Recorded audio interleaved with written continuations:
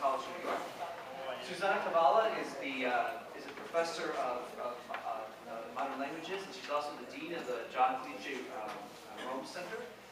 She's the academic dean there, and she's a dear friend with many of ours. We also have Cristina Lombardi-Diep, who is a visiting assistant professor of Italian here at Loyola University. Also Wiley, also former chair of the modern languages like Susana. And Samuele Pardini, who is at Elon University in North Carolina, who comes to us today. And you were from where were you? Conversation today. What part of Italy did you?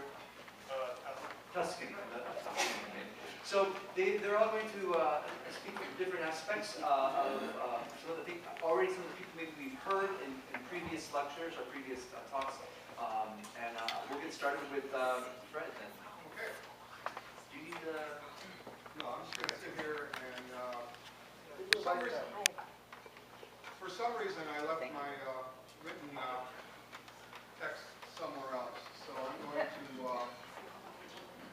see if I have it on the computer, and if I don't, which I don't seem to have on this computer, I'm just going to talk to you about what my...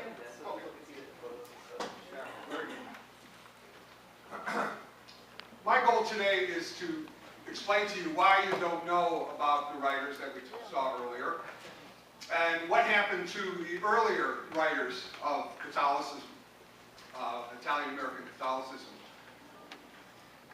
There was an article written by John Paul Russo, edited in a volume of Malus by Dr. Mary Jo Bona, who gave a beautiful address yesterday, in which he talks about Italian-American writers and why the Catholicism doesn't make it in American society. We talked about a little bit earlier about Flannery O'Connor wanting to drop the Mary. Well, she wanted to drop the Mary out of her name, not because she had this kind of self-conscious, but because there was this other consciousness of and it was intellectual persecution of Catholicism in American culture. I wouldn't go so far as to say it was as bad as the early persecution against Jews in intellectual culture. But Italian-American culture did not serve well. And this is the reason why you don't know that Pietro di Donato, in 1939, published a book called Christ in Concrete, beat Grapes of Wrath out for Best Book of the Month Club, and subsequently went on into ignominy. You know, nobody knows this book. Why? John Fante, the same year, published a book of short stories, Dago Red. He went on to be well known in Italy now, but unknown in America, not taught in schools, etc. Why is it? Jerry Mangione, a couple of years later, right before World War II, writes a beautiful memoir called Montalegro. They wanted to turn it into a novel.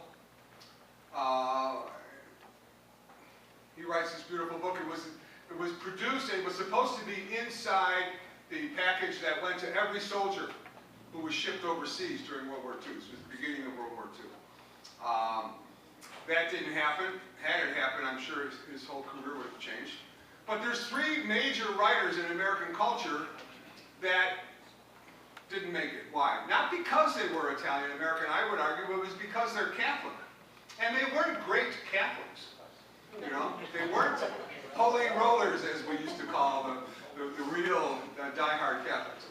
But their work was soaked, it was marinated in Catholicism in such a way that none of them could even extricate themselves when they wanted to be these cool, detached intellectuals.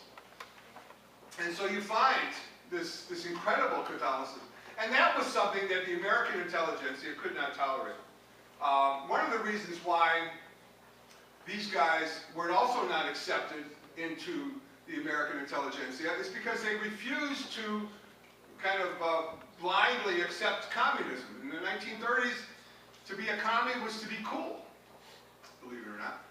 And none of them, as John Fante said, I haven't sucked out, Di Donato said, I haven't sucked out on communism. He became a communist the night that Sacco and Vanzetti were executed, probably out of some kind of euphoric experience with other people.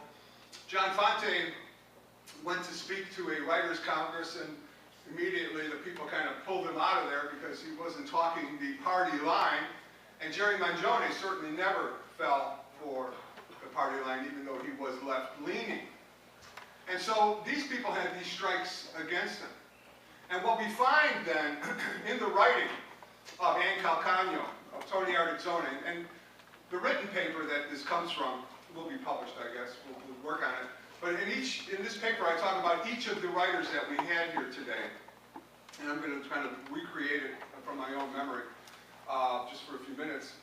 In the work of Anne Calcagno, Pray for Yourself, I mean, Anne is not the holy roller writer that's going to replace Mother Cabrini's biography as the model by which all young women become Catholic.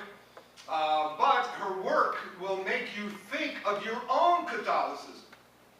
The same way that Tony Artizzone's work will make you feel your own Catholicism, whether it's in his short story called Holy Cards, or the story that, it's interesting, next week, or 2 weeks, I'm going to Italy to teach at the University of Cosenza. These very writers who are in this room translated it into Italian. Arcavata, no. Arcavata, yeah. Because this is where Giuseppe's going to be. And so I have to go to Italy to teach them in Italian, and they wrote in English. It's going to be interesting to see what happens. But what happens then when this experience transcends the kind of little confines of our little conferences here is that people begin to see this connection between Italian Catholicism and American Catholicism. And the difference is exactly what Anne was saying, that the idea of looking at the Madonna and child. I mean, Italian Americans, we didn't luck out. We lucked out coming into America at a time when America needed a lot of workers. So we all got jobs, we all made money, and by 1960, Italian Americans were above average in income.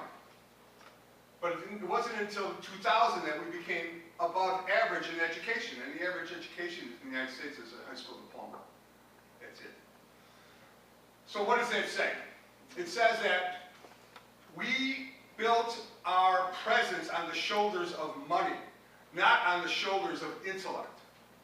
The intellect of Italian American culture is being developed and will go on, and it's done through this literature. A couple of other things. We came to the United States at a time when the United States was moving from an oral tradition to a literate tradition.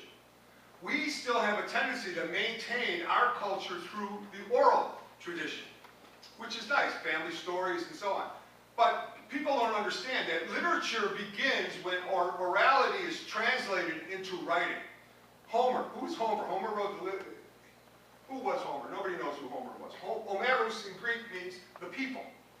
The guy wrote his name Homer on there, and we don't really know much about Homer. But he was the guy who translated the oral stories that he heard. The same way that Tina DeRosa is the woman who translated the stories of Taylor Street. Tony Artizzone, the stories of Little Sicily. And you know, these people are taking their stories and they're translating them into literature. And it's a strike against us because of this translation of the oral tradition. So what happens when the critics read their work, they say, well, we've already seen this. We've already seen this with the Jews. We've already seen this with the Irish writers. You know, when Pietro Di Donato came out after Christ in Concrete with another story, Three Circles of Light, you know, we've already seen this. We don't need this stuff anymore. And each culture needs to build that. And until the 1980s, Italian American, you know, I was on my way to writing about Walt Whitman. To me, I got involved with Italian American literature because I'm studying African American, Jewish American, and they're making me take these courses, and I'm saying, you know, where's the bros? Where's the Italians on the wall? You know, I'm in Spike Lee's film. He goes, where's the bros here? You know, where's the Italians in this room? And they said there are none. You know, and what happens is, we never understood enough to be able to figure out how to counter that by asking our libraries to buy the books. You know, every time I'm met by an Italian American, where can I get your books? You know, and if I have one with me, I'll probably give it to them. But in a bookstore, You know, go to the bookstore and buy the book. Go to the library. Oh, my library doesn't have your books. Tell the library to order it. Where do you think the money comes from? Taxpayers' money to buy this book. So this anti-Catholic movement in the United States, but it's not just that. It's the literary critics who are interpreting a certain form of Catholicism, so when they see the Catholicism that appears in the Italian American, which is a Marianist Catholicism, where the Madonna is focused, and where does this come from? This happens when Christianity imposes itself on the culture that's in Italy, which was a matriarchal-based culture, and they say, hey, you know that woman you're marrying? She's the son of this guy. He's our God. Oh, I mean, she's the mother of this guy. Oh, okay, bring him along. You know, we still worship the mother, and, you know, babies are so cute and wonderful, but mothers have the power. Puzo knew that mothers had the power when he wrote The Fortunate Pilgrim.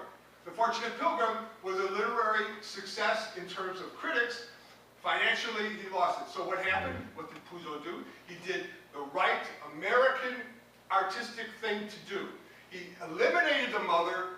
No, actually, he turned the mother into a father, and he made her the godfather. I was on my way to write an article about Don Corleone being Lucia Santa in drag. And then Puzo confessed to Camille Paglia that indeed Don Corleone was based on his mother. Now interesting, all gangster rap in black culture comes out of two movies, Scarface and The Godfather. What if those macho guys who ran gangster rap realize that the gangster that they're imitating is a woman in drag? And these are the unknown things. And so Italian, there's these strikes against it, anti-Catholicism, you know, this kind of gynophobia, this fear of women and the power. Italian Americans have not been accepted quite often because of this focus on women in their books. You know, and I'm not saying the men are, but there's one probably one of the best feminist books I've ever read is Mario Di Capitan's Maria. You know, it's Raymond Di Capita, right? Is it Raymond or Mike? Mike, who was that? Mike Di Capitan. And so there's this, America doesn't quite know what to do with this stuff. So that's why it kind of sits. And the critics, because it's not something that they learn in their school, in their institutionalization, they're not going to go there. And when I go to Italy to teach, Italy doesn't understand Italian American culture at all. And they see us as kind of pagans in terms of culture. We have this different form of Catholicism. I always tell Italians, you want to understand your past, come to the United States. I tell Italian Americans, you want to understand your future, go to Italy. I'll leave it at that.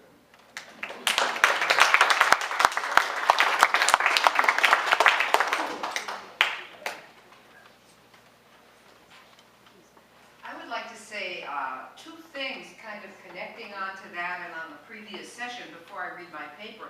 And they are that this question of why aren't these writers more famous? Why hasn't this rich culture been institutionalized? I would agree totally with Fred that Catholicism has a lot to do with it.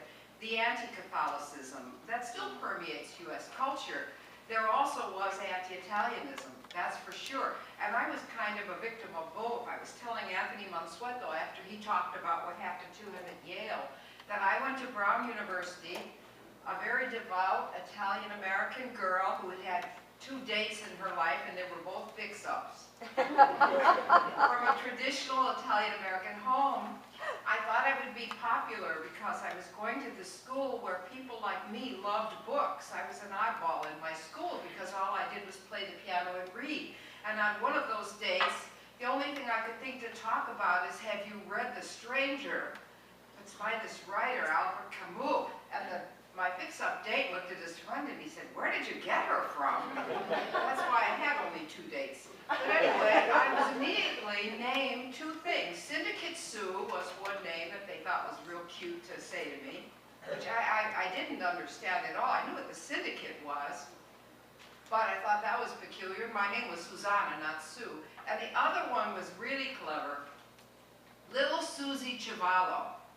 And I pointed out to Anthony that I knew that was a racist slur because my father loved boxing. He was a former Golden Gloves champ. And I used to watch the fights with him all the time. And George Cavallo was the heavyweight champion at a certain point. So I knew by that they were saying, you know, I was really black. So that's one thing. But let's fast forward to Loyola University Chicago. I remember being at a women's studies committee and suggesting that we devote one of our seminars where we read important thinkers to Italian feminism. And I swear to God, one of my colleagues, I'll call her a colleague for want of a better term, I'll tell you later what I really think she was. She said, Italian feminism, oh, isn't that an oxymoron? I also remember being at the Modern Language Association Women's Caucus. The subject on the table was mothers. I listened for 45 minutes of how their mothers had destroyed their lives. And it's funny, Joyce Wexler, one of my dearest friends, the chairperson of the English department, said she never forgot it. Because I stood up and I said, everything I am, everything I know, everything I do is due to my mother. Without my mother, I would have been a total flop in life. She is my role model. And they all turned around and looked at me. So, you know, loving your mother, being a practicing Catholic, and being Italian-American in that very strange world of the Ivy League in the 60s. Those were painful experiences, but they made me who I am. I'm going to talk about Tina de Rosa in response again to what we talked about before. The best thing that we can do is teach these writers. Read them, treat them critically with great seriousness, and teach them. My paper is called A Beauty in the Eyes of God. Those are Tina de Rosa's own words. A Beauty in the Eyes of God, Tina de Rosa's Edenic novel, Paperfish. The first epigraph is by the writer herself. On any level, Italianità is religious. The second one is by another Italian-American woman writer, Carol Mazzo. Love of the world is really my main love. This table, this piece of bread, this hand, this afternoon light. The sound of your voice. Like so many Italian-American women writers, Tina de Rosa is far from a household name.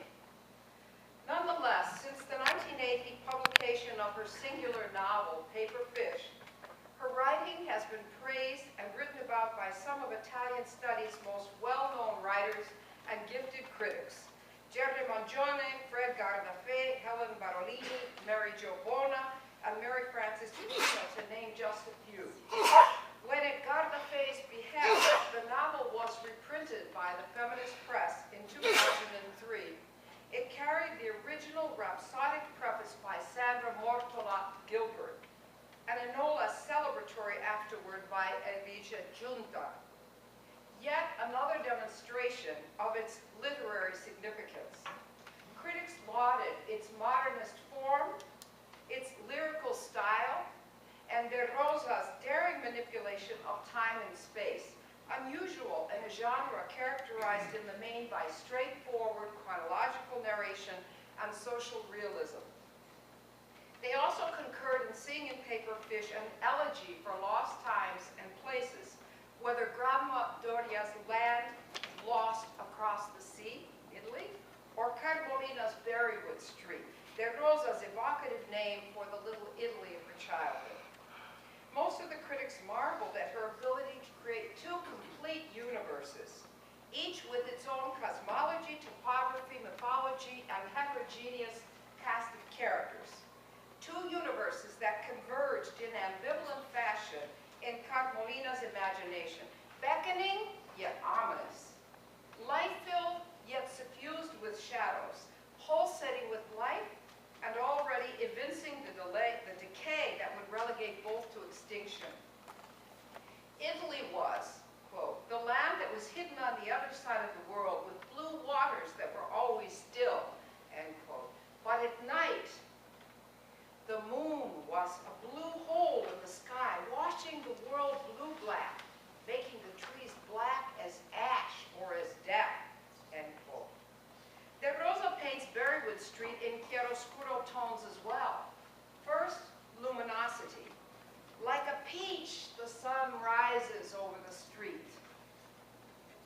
street is called Berrywood. Then a kind of dark desperation. Here were no white picket fences, no small houses separated by gardens, but rows of buildings 3 stories high, bricked and set up against each other. There was no light in the buildings, and the rooms, it seemed, always gray. What draws this reader over and over again to Paper Fish, however, is neither its experimental nature, its original expropriation of the form of the elegy, its fairy tale or fantastical cast of characters, and even less, its retelling of the immigrant experience in the process of acculturation, both of which entail untold losses, especially for the Italian-American female. These topics, though provocative, have already been treated at length by some of the great critics mentioned above. Rather, it is Paper Fish's poetry that I wish to explore, for only poetry can embody the sense of the sacred that is at the root of Tina de Rosa's miraculous novel. Paper Fish begins with an epigraph that poses one of the central questions of human existence, the problem of identity. Our images and our memories face each other bewildered in a mirror. Who is to solve the mystery? Who can read these words without thinking of St. Paul? For now we see through a glass darkly, but then face to face. Now I know in part, but then shall I know, even as also I am known. The problem of identity is inseparable from our questions concerning reality. If I do not know who I am, how can I know what is real? Even more reminiscent of Scripture are the first words of the prelude. This is my mother. I just have to show you this. Got all of my terrible scratching, so just ignore those. Here's the prelude. The epigraph is up here. Now look at the large print prelude. This is my mother.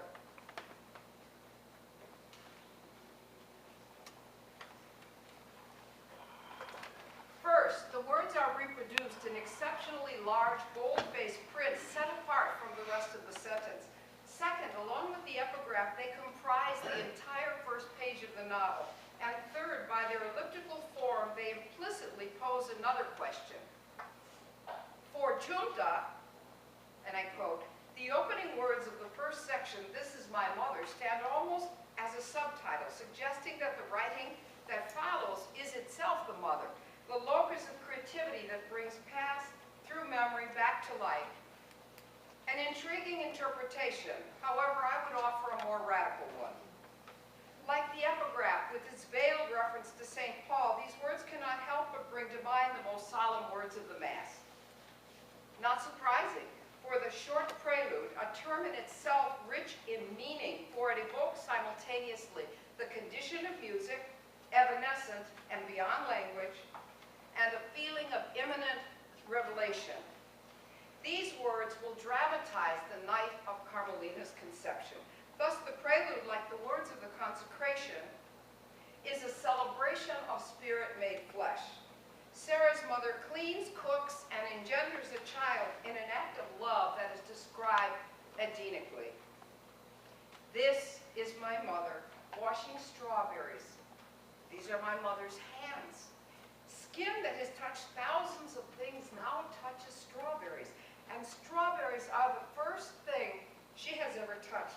My mother's skin bruises strawberries. Her skin will bruise my father's. That night their skin will make me. But I know none of this. Rarely, if ever, have I heard a more exquisite description of lovemaking, especially marital lovemaking. Perhaps one of the reasons that such reverence is accorded the body is the central consciousness that informs the narrative, that of the child Carmelina with her perpetually astonished and watchful eye. Carmelina has no fixed age, nor identity, nor ontological consistency in the novel. She is simultaneously an idea in the mind of the creator. I exist with the God of decisions, and he is deciding me. Preconception, pre-birth. She is simultaneously that, a fetus growing in her mother's womb, whom a newly emergent infant and the artist as a young girl, whose age ranges from infancy to young adulthood at the novel's close. To complicate matters further, although the tone is similar, there are two voices that merge seamlessly in the text. That of the child and that of an unidentified omniscient narrator who hovers over the family, observing with tenderness its most private moments.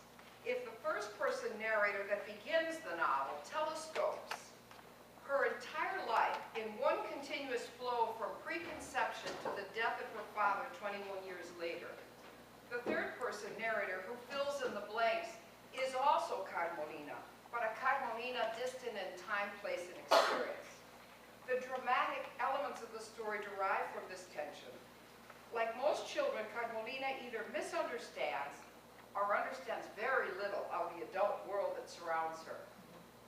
It is only through Grandma Doria who imparts to the child the knowledge of a world even stranger than her own, who speaks on a daily basis with her dead husband, Pasquale. How many of our grandmothers spoke to their dead husbands? Mine did on every day. I need a refrigerator before I go to Polk Brothers. I've got to talk to Tony.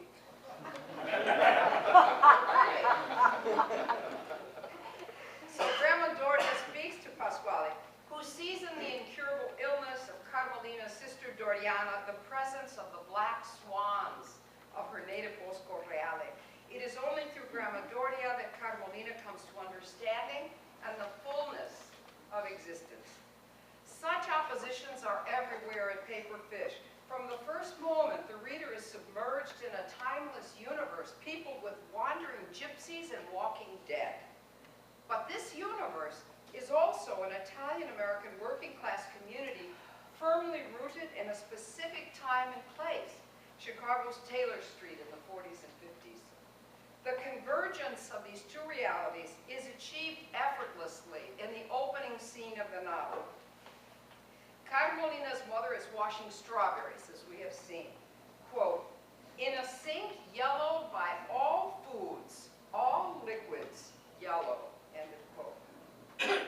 Although these are literal strawberries made real by the permanent ugliness of the yellowed sink, in a figurative sense, their vibrant color and delicate condition represent the intensity and fragility of romantic love.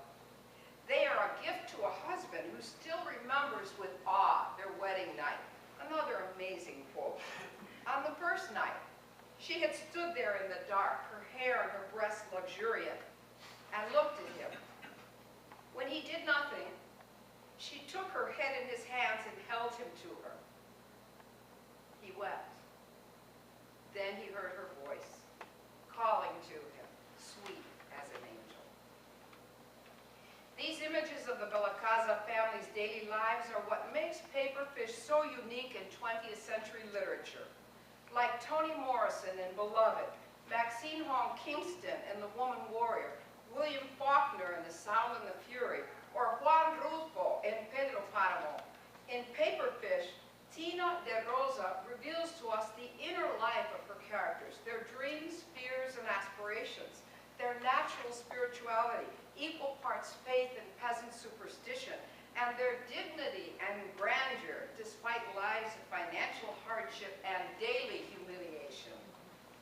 De Rosa does this through a sophisticated use of the techniques of poetic composition. Temporal superpositions and juxtapositions that suggest either the vertiginous nature of time or the presence of an eternal instant. In the washing of the strawberries, we see both combined. This offering ordains the birth of Carmelina. At the same time, however, and here's the superposition, the couple's night of love contains within it the seeds of doom. Superimposed on their caress is the father's last final touch. The skin of my father's fingers touching wood will touch the skin of my mother's hands killing strawberries, and I will begin in the white waters. I mean, who writes like this? It's just so beautiful, it takes my breath away. The arm of my father, okay, which is at this moment strong, which this moment is strong enough to carve wood, will one day scream with pain. That will happen in 21 years. So this is going to be an article, and I just want to summarize the poetic techniques, and then I'll go right to the conclusion. I won't give you any examples. These are the poetic techniques, and those of you who are scholars of poetry will notice these are all classic modernist techniques. We see them in Eliot, we see them in Amy Lowell and Octavio Paz, and writers all over the world, modernist writers. Okay, repetitions. Repetitions that frequently become incantatory. The cultivation of grammatical and visual condensations, such as sentences without verbs, short staccato phrases, or synesthesias that communicate in a few words an intense emotional state. The use of Christological imagery to summon the divine. The deployment of color and anthropomorphism to create a spectral universe and a circular structure that replicates a life cycle infused with religious significance. So I'll skip just to the end now. So those are the examples that I'm going to be looking at. And one that I didn't mention is a kind of a cubistic technique. And those of you who are students of Latin American literature, if you know the book El Señor Presidente, it's cubistic. The knight is a giant eye that looks down, for instance. She does this.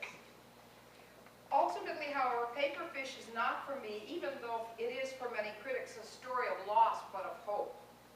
For one thing, Tina de Rosa's gift of poetry has preserved for time immemorial the radiant images of her family and community. But not only poetic skill ensured Paperfish's privileged place in the canon, but also the ability of de Rosa to communicate the deep spirituality that infuses even the most ordinary actions of her characters.